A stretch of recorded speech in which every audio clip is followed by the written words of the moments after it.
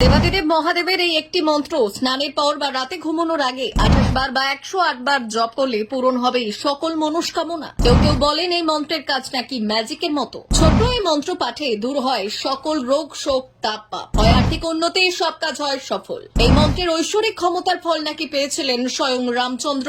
দেবাদিদেব মহাদেবের এই কয়েকটি ছোট্ট মন্ত্র জানুন ও সাথে জানুন কোন মন্ত্রের কি কাজ ও কিভাবে জপ করলে পাবেন ম্যাজিকের মতো ফল। মহাদেবের এইসব মন্ত্রের আছে অবাক করা ঐশ্বরিক ক্ষমতা।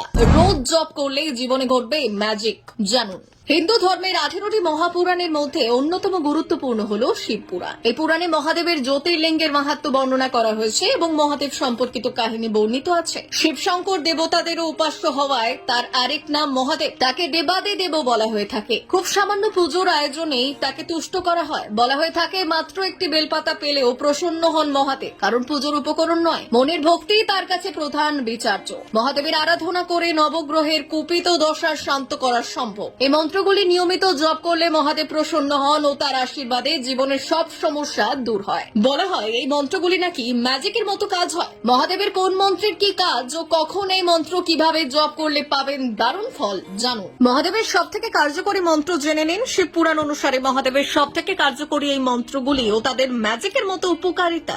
এক, গৃহের সকলের সুস্বাস্থ্যের জন্য শিবপুরাণ অনুসারে মহাদেবের সব থেকে কার্যকরী মন্ত্র হল ওম নমঃ শিবায়। এই মন্ত্রটি রোজ জপ করলে শরীর স্বাস্থ্য ভালো থাকে এবং অসুখ বিসুখ থেকে মুক্তি পাওয়া যায়। এই মন্ত্র স্নান করে উঠে খালি গায়ে বসে জপ করুন 28 বার বা 108 বার। অবশ্যই ভক্তি ভরে পাঠ করবেন, ফল পাবেন হাতে নাতে। বিশ্বাস করা হয় ভক্তি ভরে এই মন্ত্র পাঠে দূর হবে অসুখ বা শরীরের যে কোনো কঠিন রোগ। খুব ভালো হয় যদি স্নান করে উঠে 108টি রুদ্রাক্ষের মালা গলায় পরে তারপর একবার করে মন্ত্রটি উচ্চারণ করে একটা করে রুদ্রাক্ষ স্পর্শ করেন। 2, মনের যে কোনো ইচ্ছে পূরণ করার জন্য বা মনস্কামনার জন্য, মনোবাসনা পূরণ করতে প্রতিদিন মহাদেবের এই মন্ত্র জপ করুন। ওম নমঃ ভগবতে রুদ্রায় নমঃ। এটি মহাদেবের রুদ্র মন্ত্র। প্রচলিত বিশ্বাস অনুসারে এই মন্ত্র প্রতিদিন জপ করলে শিবের কৃপায় মনের সব ইচ্ছে পূরণ হয়। অন্তত কয়েকটা দিন এই মন্ত্র পাঠ করে দেখুন, দেখবেন ফল পাবেন জাদুর মতো।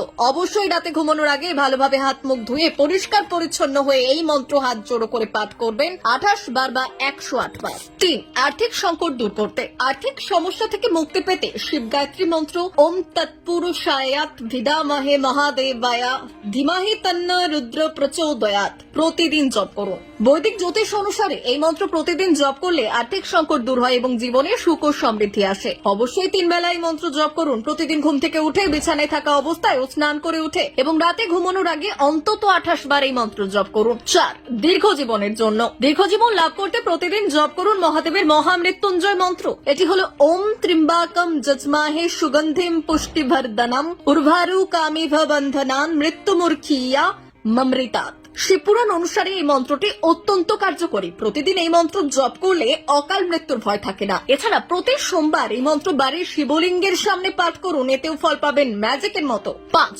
বাড়ির শিবলিঙ্গ স্নান করানোর সময় শিবের মাথায় দুধ গঙ্গা দেওয়ার সময় পাঠ করুন এই মন্ত্র। শিবলিঙ্গে জল ঢালার সময় কখনোই পূর্ব দিকে মুখ করে বসবেন না। খেয়াল রাখবেন শিবলিঙ্গে জল ঢালার সময় আপনার মুখ যেন উত্তর দিকে থাকে। এই দিক দেবী পার্বতীর উদ্দেশ্যে নিবেদিত, তাই উত্তর দিকে মুখ করে শিবলিঙ্গে জল ঢাললে শিব পার্বতী উভয়ের আশীর্বাদই পাওয়া যায়। অবশ্যই ডান হাতে পাত্র ধরে শিবলিঙ্গে জল ঢালবেন। জল ঢালার সময় ওম নমঃ শিবায় মন্ত্র জপ করবেন।